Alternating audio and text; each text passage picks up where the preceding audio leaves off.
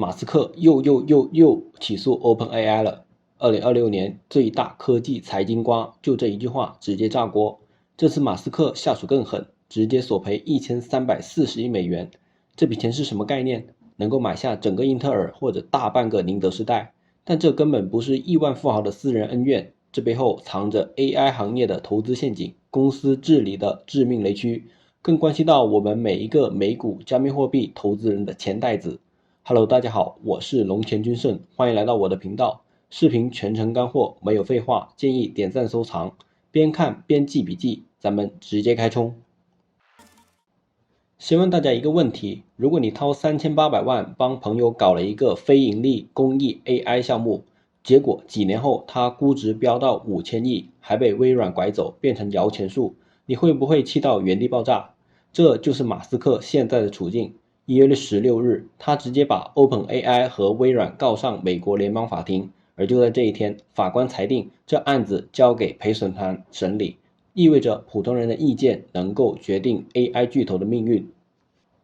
要搞懂这事儿，必须回到2015年，那年硅谷全是 AI 理想主义者，马斯克、奥特曼这帮人聚在一起，怕谷歌 DeepMind 垄断 AI 毁灭人类，一拍脑袋搞了 OpenAI， 定位非盈利、开源、造福全人类。马斯克当时有多豪气？邮件说融资10亿，别人不投我全包，真金白银砸了3800万，占了种子轮的60%，还亲自站台拉资源。这就像你出钱出力建了一个免费图书馆，结果后来他偷偷卖地盖商场，还被大集团收购，换你能忍吗？理想很丰满，现实很骨感。OpenAI 要追 AGI 通用人工智能，就是个烧钱的无底洞，每年芯片加电费就得砸好几亿。裂痕从2017年开始，马斯克提议把 OpenAI 并入特斯拉，集中资源对抗谷歌。但奥特曼这帮人直接拒绝，怕换一个独裁者。2018年，马斯克一气之下退出董事会，切断所有资金，并放狠话 ：OpenAI 成功率为0。结果呢？人家玩了个骚操作，2019年搞出了限制性盈利子公司架构，披着非盈利的壳，干着赚钱的活，直接引来微软砸钱，从10亿追加到130亿。2022年 ChatGPT 彻底爆火，估值一飞冲天，马斯克在 X 上冷嘲热讽好几年，终于在2024年忍无可忍，发起投诉，指控 OpenAI 彻底背叛初心，变成微软的闭源附属品。到了2025年到2026年，案子直接升级，双方挖掘海量内部证据。最劲爆的是 OpenAI 联合创始人 Blockman 的日记，他说自己有诚实危机，瞒着马斯克转型，跟撒谎没有区别，这直接成了马斯克的王牌。重点来了，马斯克索赔1340亿，是不是狮子大开口？还真不是，他请了顶级金融经济学家保罗·瓦赞做专家证人，把 OpenAI 估值扒得底朝天。索赔分成2大块，逻辑清清楚楚。第一块，告 OpenAI 要655到1094亿，理由是他的3800万不是普通捐赠，而是基于非盈利使命的信托投入。现在 OpenAI 背离初心转盈利，就是制度性侵吞它的价值。这就像你捐钱建学校，结果学校把地卖了，盖商场赚钱，你是不是得把钱要回来？第二块，告微软，要133到251亿。马斯克说，微软就是捡漏，利用他早期建立的信用和技术基础，赚了超额的不当得利。说白了，你发明一个免费配方，结果竞争对手拿去改个包装卖高价，这算不算偷？更狠的是，分析师预测这场官司可能让 OpenAI 2026年破产风险上升10%到20%，毕竟他们还在烧钱追 AGI， 又推出 ChatGPT 广告版。